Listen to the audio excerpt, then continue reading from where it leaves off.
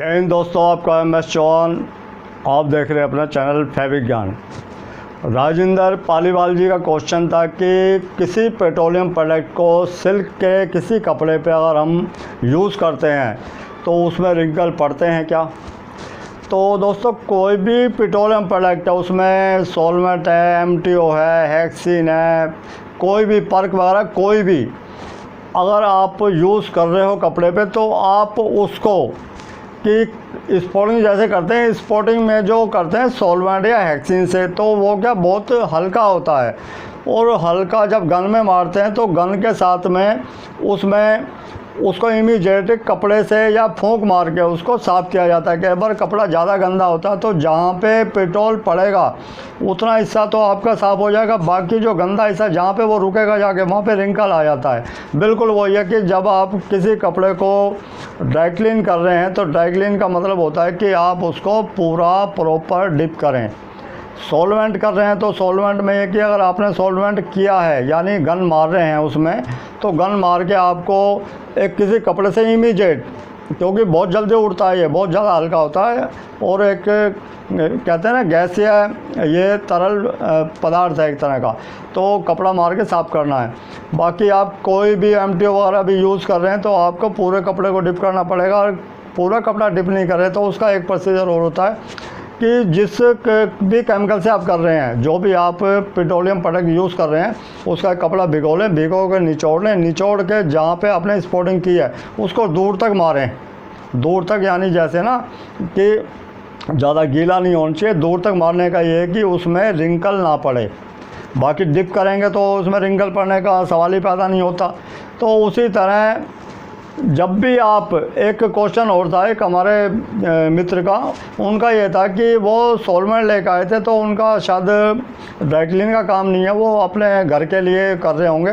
तो उन्होंने कहा कि मेरे पास आधा लीटर सॉल्वेंट है यानी हेक्सिन है और मैं एक कपड़ा करना चाहता हूँ उसमें, लेकिन ये कम पड़ेगा तो मैं इसमें पानी मिला लूँ, क्योंकि पानी और पेट्रोल ये अलग चीज़ें हैं और तेल और पानी का भी मिलता नहीं है। उसको मिलाने का, अगर मान लो आप मिलाना चाहते हैं किस चीज़ को, कोई प्रोडक्ट बनाते हैं, वो विषय दूसरा हो जाता है।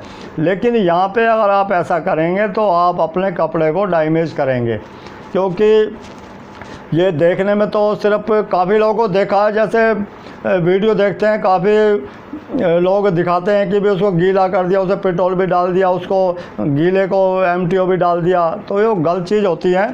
ये क्या है, तीर तुक्के वाला काम नहीं है। एक जब आप प्रोफेशनल काम कर रहे हो तो प्रोफेशनल काम कर रहे हो तो उसी हिसाब से आपकी सोच भी होनी चाहिए।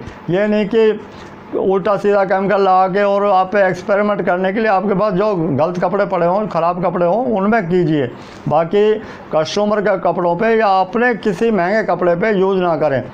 कि अगर आपको करना है, और सबसे पहली बात है कि पेट्रोल प्रोडक्ट यूज़ कब करते हैं, ये नहीं कि आप बेफजूल करने लगे, कि जब कपड़े के ऊपर ऑयल हो, या गर्म सूट होते हैं हमारे, बहुत कॉस्टली सूट हैं, सिल्क की साड़ी है, या कोई वुलन का कपड़ा, बहुत महंगे जो कपड़े होते हैं, इस टाइप के जो कपड़े हैं उनको ड्राई क्लीन किया जाता है। क्योंकि ड्राई क्लीन का जो कपड़ा होता है उसकी एज बहुत लंबी होती है। और बाकी जो हम हैजर्ड जो रसायन, केमिकल और पानी के साथ में जो लॉन्ड्री यानी वॉशिंग करते हैं, उस कपड़े की एज कम होती है। क्योंकि जब हम किस चीज़ को, मान लो रिएक्शन होता है किसी केमिकल का, तो उसका प्रभाव कपड़े के ऊपर ही पड़ता है। कि जैसे सोडा यूज़ करते हैं, सोडा बहुत हानिकारक है, उसमें ब्लीच है, हाइपो है, रंग काट है, ये हानिकारक होते हैं। तो उसमें कई बार देखा है कि वाइट गारमेंट हम हर बार उसको हाइपो या ब्लीच करते हैं। हाइपो ब्लीच हर बार ना करें। अगर आपके पास कंटिन्यू किसी कस्टमर के कपड़े आ रहे हैं तो आपने मान लो जैसे एक बार हाइपो किया है और अगली बार जब आए आप उसको हाइपो या ब्लीच ना करें, आप उसको रंग काट करें, सोडियम हाइड्रोसल्फेट यानी हाइड्रो करें। क्योंकि हाइड्रो होता है, जो रंग काट होता है, ये भी कपड़े में वाइटनेस देता है। तो ये इतनी मुश्किल चीज़ें भी नहीं है, लेकिन ना कि काफ़ी लोगों के ऐसे अटपटे से क्वेश्चन आते हैं। मुझे बुरा इसलिए लगता है क्योंकि वो लोग थोड़ा या तो उनके अनुभव में थोड़ी कमी रह गई है, या फिर जो उनको बताया है उनका गुरु ने या जिसने बताया है तो वहाँ थोड़ी प्रॉब्लम है। बाकी वॉशिंग करने के हर एक आदमी के अलग अलग अपने विधि होती हैं, और विधि मैं ये नहीं कहता कि मेरी विधि सही है, अपने अपने हिसाब से कर रहे हैं, लोगों की दुकान चल भी रही हैं, लेकिन परफेक्ट जो काम होता है वो परफेक्ट तरीके से किया जाए तो उसके जो क्वालिटी है वो निखर के आती है। महंगे महंगे केमिकल लेने से या कपड़ों पे यूज़ करने से कॉस्टिंग बढ़ती है, और उसकी जो क्वालिटी है वो क्वालिटी निखर के नहीं आती। केमिकल जो रिक्वायरमेंट है कपड़े की, जो कपड़े के ऊपर जो प्रॉब्लम है उसकी जो रिक्वायरमेंट है उसके हिसाब से यूज़ करना चाहिए। बाकी एक क्वेश्चन और था उसमें हमारे एक मित्र का कि प्रेस के अंदर चूना सा जम गया। उन्होंने बताया जो स्टीम प्रेस है उसके जो होल है उसमें चूना टाइप जम गया। वो चूना नहीं होता, वो होता क्या है कि जो हमारा हार्ड पानी होता है, क्योंकि स्टीम में पानी आता है, इंडस्ट्री में जो पानी आता है, जो प्रेस में जो स्टीम आती है वो होता है हमारा एक सॉफ्ट वाटर करके उसको भेजा जाता है। पहले तो फिल्टर लगे होते हैं, फिल्टर के बाद में उसको नमक डाल के उसको हल्का किया जाता है, और हल्का करने के बाद जो ये प्रॉब्लम है ये नहीं आती। कई बार क्या है कि स्टीम का पानी अगर कपड़े के ऊपर लग गया तो वो इतना जिद्दी दाग बन जाता है कि वो निकलना बड़ा मुश्किल है, ख़ास कर रंगीन कपड़ों पे पीलेपन का एक स्टेन टाइप जैसे जंग होता है, जंग टाइप का। तो ये नमक है, नमक जम जाता है। जब भी आप प्रेस करने के बाद आपने प्रेस का काम आपका ख़त्म हो गया है तो आप जैसे स्टीम खोलते हैं बॉयलर से, उसी तरह प्रेसिंग में बिल्कुल स्टार्टिंग में जब आप प्रेस शुरू कर रहे हैं, प्रेस पूरी तरह गर्म नहीं होगी जब तक पानी देगी, और जब पूरी गर्म हो जाती प्रेस पहले उसका पानी निकालें, जो एक्सेस पानी होता है वो निकलेगा, उसके बाद स्टीम आएगी। बाद में भी अगर आप प्रेसिंग का काम ख़त्म कर रहे हैं तो पहले अच्छी तरह उसका पानी निकालें, उसके बाद ड्रेन करें जो आपके बॉयलर है उसको, कि ये छोटी छोटी चीज़ें हैं। बाकी उनका ये कहना था कि उसके होल कैसे खोले जाएं। होल क्या है कि ये जो इसमें जमा हुआ है ये एल्कली टाइप है। एल्कली को न्यूट्रल करने के लिए कोई भी आप इसमें खट्टेपन में एसिटिक एसिड यूज़ कर सकते हैं, कोई भी एसिड यूज कर सकते हैं, लेकिन वो हल्का सा पानी के अंदर डाइल्यूट करके, वो डायरेक्ट ना लगाएं। डायरेक्ट लगाने से क्या है कि उसमें खुरदरापन आ सकता है।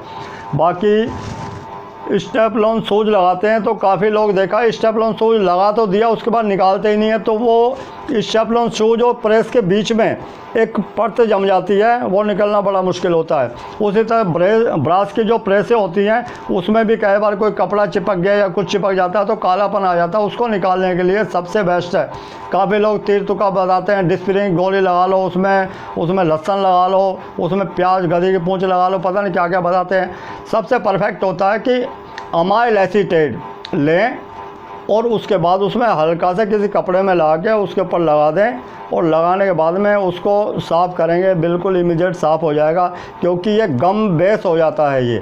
तो ये है दोस्तों, क्वेश्चन काफ़ी हैं लेकिन ये है कि टाइम की थोड़ी कमी रहती है। तो उसी में एक क्वेश्चन और है, ब्लैक कलर के कपड़े पे प्रेस के मार्क आ गया, यानी उसकी शाइनिंग आ गई है। तो शाइनिंग कब आती है? जब हम, क्योंकि सबसे बड़ी बात है जो स्टीम प्रेस होती है, स्टीम प्रेस में स्टेपलर शूज लगा होता है, यानी उसमें शूज होता है, उसके ये क्यों लगाया जाता है? काफ़ी लोगों को देखा है कि वाइट कपड़ों पे शूज से कर रहे हैं। वाइट कपड़ों पे, लाइट कपड़ों पे आप उसको यूज़ करोगे, प्रेसिंग सही नहीं बैठेगी। आप क्या है कि जब डार्क कलर के कपड़ों को जब प्रेस करते हैं तभी आपको ये जो स्टेपलर शूज है तब यूज़ करना है। तो ये जो शाइनिंग है, शाइनिंग आई होगी कि उन्होंने या तो ऑर्डिनरी प्रेस से किया होगा या उन्होंने दम फ्राग उसमें यूज़ नहीं किया होगा, क्योंकि स्टीम प्रेस में तो ऐसी प्रॉब्लम होती नहीं है। तो ये निकालने का तरीका क्या है? या तो पानी का पुचारा लें, एक कपड़ा लें और उसको अच्छी तरह गीला करके निचोड़ के उसके ऊपर रगड़ें, 5-7 बार रगड़ के उसको सुखाएं। दूसरा होता है एसिटिक एसिड में उतने हिस्से को उसकी मलाई करें। तीसरा क्या है कि जो बिल्कुल नहीं निकल रहा तो उसके लिए अमाइल एसीटेट या बेंजीन दोनों में से एक लें और पहले उसको थोड़ा गीला कर लें पानी से, उसके बाद किसी ब्रश की सहायता से, टूथब्रश होता है उसकी सहायता से उसके ऊपर हल्का सा अमाइल लगाएं, अमाइल लगा के हल्का सा उसको रबिंग कर दें, क्योंकि बुर्श होता है बहुत सॉफ्ट होता है। हल्का सा रबिंग कर दें, उसके बाद थोड़ा कपड़ा गीला करके उसको अच्छी तरह पोंछ दें और सुखा दें। ये इसका प्रोसीजर होता है। बाकी कोशिश यही करें, जब भी डार्क कलर के कपड़े कर रहे हो तो आप उसको उल्टा प्रेस करें। पहले उल्टा प्रेस कर लिया आपने, उसके बाद जो क्रीज बैठानी है, क्रीज बैठाने में आप दम फ्रैग यूज़ कर सकते हैं। कि काफ़ी देखा है कि स्वेटर वगैरह, जर्सी वगैरह को प्रेस करने लगते हैं। अगर आप वुलन के ऊपर प्रेस रखेंगे तो इमीडिएट वो आपका डैमेज होना 100% डैमेज हो जाएगा। उसको करने की तरकीब क्या है, और घर में भी कर रहे हो तो पहले कपड़े को सही तरह बिछाएं, बिछाने के बाद में उसके ऊपर पेपर रखें या कपड़ा रखें, क्योंकि इससे क्या होगा, एक तो कपड़ा आपका सुरक्षित रहेगा, बाकी उस पर ज़्यादा प्रेस नहीं करनी होती, हल्की फुल्की प्रेस करनी होती है। स्टीम करनी है तो उसको बिछाएं और बिछाने के बाद प्रेस को टच ना करें, स्टीम ऊपर से हल्की सी मारें, उसको खाली हल्का सा उसको सीधा करना है कपड़े को। बाकी आप वैसे करेंगे, खींचातान करेंगे तो उसका मेजरमेंट अप डाउन हो जाएगा। ऐसे ये होता है कि वुलन कपड़े को अगर मान लो वॉश करके सुखा रहे तो सुखाने की तरकीब क्या है, उसको हाइड्रो कर दिया, हाइड्रो करके रस्सी पे टांगोगे, या बिना जैसे घरों में करते हैं रस्सी पे टांग दिया, लंबाई बढ़ गई, चौड़ाई बढ़ गई। जब भी ऐसा करें तो उसको फ्लैट सुखाएं, फ्लैट यानी किसी टेबल वगैरह पे डाल के। तो ये इसके प्रोसीजर होते हैं, छोटी छोटी बारीकियाँ होती हैं, बारीकियों को ध्यान में रख के ही आप ये परेशानियों से बचा जा सकता है। तो दोस्तों, कपड़े के विषय में कोई भी आपका क्वेश्चन हो आप मुझसे शेयर कर सकते हैं। मिलते हैं दोस्तों फिर ब्रेक के बाद। जय हिंद, जय भारत।